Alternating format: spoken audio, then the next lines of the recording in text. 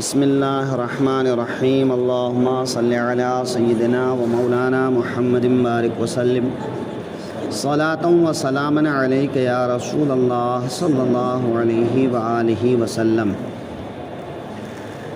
سورہ بقرہ کی آیت نمبر 87۔ اللہ تعالیٰ ارشاد فرما رہا ہے، وَلَقَدْ آتَيْنَا مُوسَى الْكِتَابَ، اور بے شک ہم نے موسیٰ کو کتاب عطا کی۔ یہاں بھی اللہ تعالیٰ بنی اسرائیلیوں سے خطاب فرما رہا ہے کہ ہم نے تمہاری طرف رسول بھیجے، رسول کو کتاب عطا کیے، اور اس کتاب میں تم کو سارے احکامات تفصیل کے ساتھ بتائے۔ آتینا کتاب دیا، تو اس کتاب دینے کو اللہ تعالیٰ نے آتینا کے لفظ سے اس لیے بیان فرمایا کہ اللہ تعالیٰ نے حضرت موسیٰ کو جو کتاب عطا کی تھی وہ تختیوں کی شکل میں تھی، اور تختیوں پر ہی احکامات لکھے ہوئے تھے۔ جب حضرت موسیٰ علیہ السلام نے ان تختیوں کو اٹھانا چاہا تو وہ تختیاں حضرت موسیٰ علیہ السلام سے نہ اٹھ سکیں، تو اللہ تعالیٰ نے ان تختیوں میں جتنی آیتیں تھیں ان آیتوں کے برابر فرشتوں کو بھیجا، اور وہ فرشتے مل کر اٹھانے لگے، پھر بھی نہیں اٹھا سکے۔ پھر اللہ تعالیٰ نے تختیوں میں جتنے حروف تھے، حروف کی تعداد کے اعتبار سے فرشتوں کو بھیجا، پھر وہ سب فرشتے مل کر اٹھانے لگے، تب بھی وہ نہ اٹھا سکے۔ تو اس طرح سے اللہ تعالیٰ نے اس کتاب یعنی توریت کی عظمت کو ظاہر فرمایا، عظمت کو بیان فرمایا۔ پھر اللہ تعالیٰ نے اس کو حضرت موسیٰ علیہ السلام کے لیے ہلکا فرما دیا، یہاں تک کہ حضرت موسیٰ علیہ السلام جو ہے اس کو اٹھا لیے اور اٹھا کر اپنی قوم کے پاس لائے۔ تو اسی لیے فرمایا آتینا، آتیہ کسی چیز کو دینا، عطا کرنا، تو آتینا ہم نے عطا کیا کتاب حضرت موسیٰ کو۔ حضرت موسیٰ اللہ کے اولو العزم پیغمبر ہیں، ان کو کتاب عطا کیا۔ جب حضرت موسیٰ کا دور ختم ہوا تو بنی اسرائیل کو اللہ نے تنہا نہیں چھوڑا، بلکہ ان کے بعد ایک کے بعد ایک انبیاء اور رسول کو بھیجتا رہا۔ اس کو ارشاد فرما رہا ہے، وَقَفَّيْنَا مِن بَعْدِهِ بِالرُّسُلِ، اور اس کے بعد پے در پے رسول بھیجے۔ وَقَفَّيْنَا یہ قفاؤن سے بنا ہے، قفاؤن کے معنی یا تو پشت، پیٹھ، یا پھر جو ہے قدم کے نشان۔ تو کسی کی پشت پر یا کسی کے نشان قدم پر جب ہم بولتے ہیں تو مراد کیا ہوتا ہے کہ پے در پے، ایک سے دوسرے کو قوت پہنچانا، پے در پے آنا، لگاتار آنا۔ تو اللہ تعالیٰ نے فرمایا کہ ہم نے حضرت موسیٰ کے بعد لگاتار انبیاء اور رسولوں کو بھیجا۔ حضرت موسیٰ اور حضرت عیسیٰ علیہ السلام کے درمیان انبیاء تشریف لائے ان کی تعداد تقریباً 4000 ہے۔ تو اللہ تعالیٰ نے بنی اسرائیل کو کبھی تنہا نہیں چھوڑا کہ وہ احکامات سے کچھ روگردانی کرتے، کچھ کتابوں میں تبدیلی کرتے، تو اللہ تعالیٰ نبیوں کو بھیج دیتا اور وہ نبی آتے اور پھر اصلاح کرتے، کتاب کی اصلاح کرتے۔ تو اس طرح سے جو ہے اللہ تعالیٰ نے بنی اسرائیلیوں کی بار بار اصلاح کی۔ وَقَفَّيْنَا مِن بَعْدِهِ بِالرُّسُلِ، یہ رسول کی جمع ہے، نبی، رسول، مرسل۔ یا تو اس میں جو ہے صرف اعتباری فرق ہے، یا پھر اس لحاظ سے فرق کیا جاتا ہے کہ جس کو اللہ نے تبلیغ کے لیے بھیجا لیکن ان کو کتاب یا شریعت نہیں دی گئی، ان سے پہلے کے جو نبی تھے یا پہلے جو کتاب آ چکی تھی اسی کتاب کے احکامات کو ان کو بیان کرنا ہوتا تھا، اسی کے مطابق تبلیغ کرنا ہوتا تھا، تو ان کو کہتے ہیں نبی۔ یا یہ کہ تبلیغ کے ساتھ ساتھ ان کو نئی شریعت بھی دی گئی تھی، تو ایسے کو کہتے ہیں رسول۔ یا پھر نئی شریعت اور نئی کتاب یہ دونوں عطا کیے گئے تھے ان کو، تو ان کو کہتے ہیں مرسل۔ لیکن عام طور پر فرق کرتے ہیں کہ نبی جن کو کتاب اور شریعت نہ دی گئی ہو بلکہ پہلے کی کتاب اور پہلے کی شریعت پر عمل کے لیے بھیجا گیا ہو، اور رسول کہتے ہیں جن کو نئی کتاب اور نئی شریعت دے کر بھیجا گیا ہو۔ انبیاء کرام کی تعداد کے بارے میں 1,24,000 یا 2,24,000 کم و بیش، اس میں بھی متعین نہیں کرتے۔ تقریباً 33 انبیاء کرام ہیں جن کا نام قرآن اور حدیث میں لیا گیا ہے، تو ان کے نام معلوم ہیں، باقی انبیاء کے نام معلوم نہیں ہیں۔ تو انبیاء 1,24,000 کچھ کم کچھ زیادہ، یا 2,24,000 کچھ کم کچھ زیادہ، ان میں سے رسول 313، اور جو آسمانی کتاب نازل ہوئی وہ 114۔ ان رسولوں میں 4 رسول مرسل، یا ان کو یوں کہا جائے کہ اولو العزم رسول، تو 4 رسول کو اللہ نے زیادہ شہرت اور مرتبہ عطا فرمایا۔ حضرت موسیٰ، حضرت عیسیٰ اور حضرت داؤد اور ہمارے آقا صلی اللہ علیہ وسلم، تو ان کا زیادہ چرچا ہوا، ان کی زیادہ شہرت ہوئی، ورنہ حضرت آدم سے لے کر ہمارے آقا تک اتنے سارے انبیاء کرام تشریف لائے۔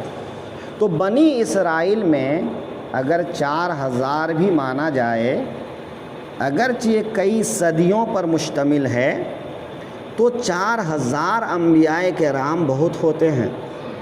وہ انبیاء کرام ان کو راستہ دکھاتے رہے، لیکن وہ ہر بار اپنی خواہشات میں پڑ کر نبیوں کی تعلیمات کو بھلا کر دنیا میں مشغول ہوتے رہے۔ ہمارے آقا صلی اللہ علیہ وسلم کے بعد کوئی نبی نہیں، تو اللہ نے اس امت کے اولیاء، صالحین، علماء، ائمہ، مجتہدین، مجددین کو اس کام کے لیے منتخب فرما لیا۔ حدیث پاک میں ہے کہ اللہ تعالیٰ ہر 100 سال کے بعد ایک مجدد کو پیدا فرمائے گا جو دین کی ترویج اور اشاعت فرمائے گا۔ دین میں جو کمیاں آئی ہوں گی ان کمیوں کو وہ دور فرما دے گا۔ اسی کو حدیث پاک میں فرمایا گیا ہے، علماء امتی کا انبیاء بنی اسرائیل، کہ میری امت کے علماء بنی اسرائیل کے انبیاء کی طرح ہے، یعنی جیسے نبیوں کے بعد نبی، نبیوں کے بعد نبی آ کر لوگوں کی رہنمائی کرتے رہے، ویسے ہی میری امت کی رہنمائی امت کے علماء کرتے رہیں گے۔ اور دیکھا جائے تو یہ بات بالکل سچ ہے کہ اس دین کو آئے 1400 سال سے زیادہ ہو گئے، لیکن آج تک یہ کام رکا نہیں ہے، اور ہر علاقے میں، ہر زبان میں، ہر ماحول میں دین کی تبلیغ ہوتی رہتی ہے۔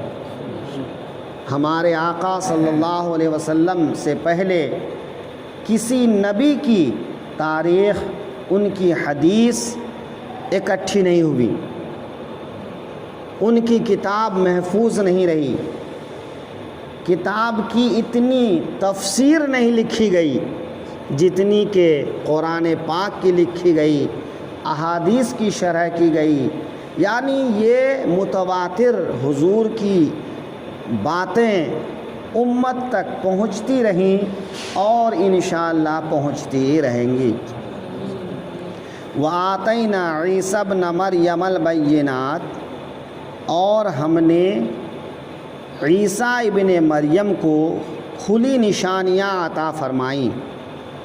یہاں پر جو ہے بنی اسرائیل کا ایک بہت برا عمل آگے بیان ہو رہا ہے کہ تم انبیاء کرام کو جھٹلاتے بھی رہے، یہاں تک کہ ان کو قتل بھی کیا۔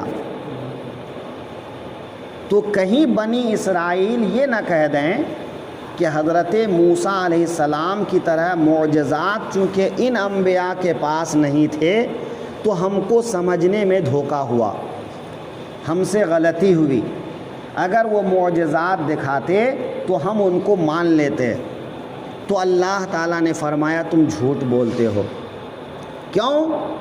اس لیے کہ حضرت عیسیٰ کو ہم نے تو عظیم الشان معجزات عطا فرمائے کہ مردوں کو زندہ کرنا، کوڑھیوں کو اچھا کر دینا، برس والوں کو اچھا کر دینا، اندھوں کو آنکھ دے دینا، پرندہ بنا کر اس میں جان پیدا کر دینا، اس طرح بہت ساری نشانیاں اور معجزات ہم نے حضرت عیسیٰ علیہ السلام کو عطا کیے، لیکن تم ان کے قتل کے بھی در پہ ہوئے، تم نے ان کو بھی قتل کرنا چاہا۔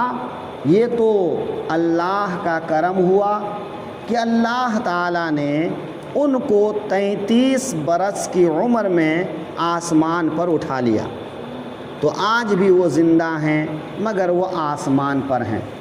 آخر زمانے میں وہ پھر آئیں گے اور شریعت محمدی کے مطابق وہ فیصلے فرمائیں گے اور وہ لوگوں کو ایک جھنڈے تلے جمع کریں گے۔ تو بہرحال تم نے حضرت عیسیٰ کو قتل کرنے کی کوشش کی، اس سے پتہ چلتا ہے کہ تم معجزات ہونے یا نہ ہونے کا بہانہ بنا رہے ہو، اصل میں تم شرارت کرنے والے لوگ ہو، ہے نا۔ تو اللہ تعالیٰ نے ان کے اس عذر کو بھی ختم کر دیا اور فرمایا ہم نے عیسیٰ ابن مریم کو کھلی نشانیاں عطا فرمائیں۔ وَأَيَّدْنَاهُ بِرُوحِ الْقُدُسِ، اور پاک روح سے اس کی مدد کی۔ یہاں پاک روح سے مراد حضرت جبریل علیہ السلام ہیں کہ حضرت جبریل علیہ السلام سفر و حضر میں ہمیشہ حضرت عیسیٰ علیہ السلام کے ساتھ رہتے تھے۔ ان کو روح کہا جاتا ہے اس لیے کہ وہ وحی لاتے ہیں، اور وحی انسان کی روح کو زندگی عطا کرتی ہے، یا یہ کہ حضرت مریم کو اپنے پھونک کے ذریعے سے بیٹا عطا فرمایا، روح عطا فرمایا، اس لیے ان کو روح کہتے ہیں۔ تو بہت ساری وجوہات مفسرین نے بیان کیا ہے، لیکن خلاصہ یہ ہے کہ اللہ تعالیٰ نے اس پاک روح کے ذریعے سے حضرت عیسیٰ علیہ السلام کی مدد کی کہ ہمیشہ ان کو ان کے ساتھ میں رکھا، یہاں تک کہ وہ آسمان پر اٹھا لیے گئے۔ أَفَكُلَّمَا جَاءَكُمْ رَسُولٌ بِمَا لَا تَهْوَىٰ أَنفُسُكُمُ اسْتَكْبَرْتُمْ، تو کیا جب تمہارے پاس کوئی رسول وہ لے کر آئے جو تمہارے نفس کی خواہش نہیں، تکبر کرتے ہو؟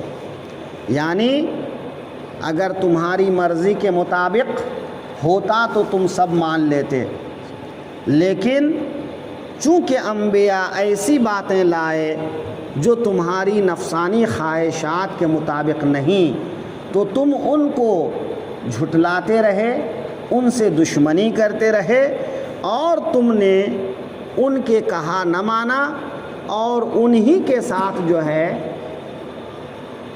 نقصان پہنچانے کے درپے ہو گئے۔ تو تم لوگ ہمیشہ اپنی خواہش کے پیچھے پڑے رہے، اللہ اور اس کے رسولوں کے کہنے پر تم نے عمل نہ کی۔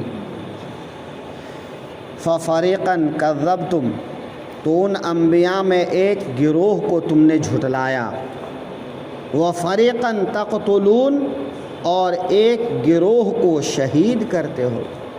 تو تم ان کو جھٹلاتے بھی رہے اور انہیں شہید بھی کیا۔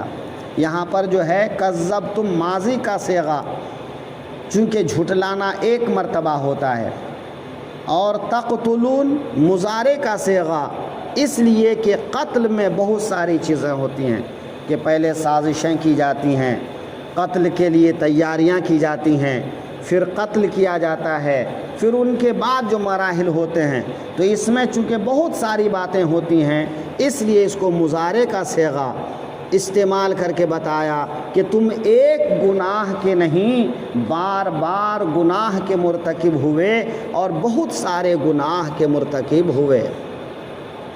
اللہ تعالیٰ نے بنی اسرائیل کو یہ ہدایت دے کر ہم مسلمانوں کو بھی ہدایت دیا کہ ہمیں بھی خواہشات نفسانی کے مطابق نہیں، قرآن و حدیث کے مطابق عمل کرنے کی ضرورت ہے۔ اور جس طرح بنی اسرائیل نے قرآن اور انبیاء کی باتوں سے انحراف کیا، ہمیں بھی نبی کریم صلی اللہ علیہ وسلم کی باتوں سے انحراف نہیں کرنا چاہیے، بلکہ اللہ اور اس کے رسول کی باتوں کا وہی معنی اور مطلب لینا چاہیے جو معنی انہوں نے اپنی زبان سے بیان فرمائے۔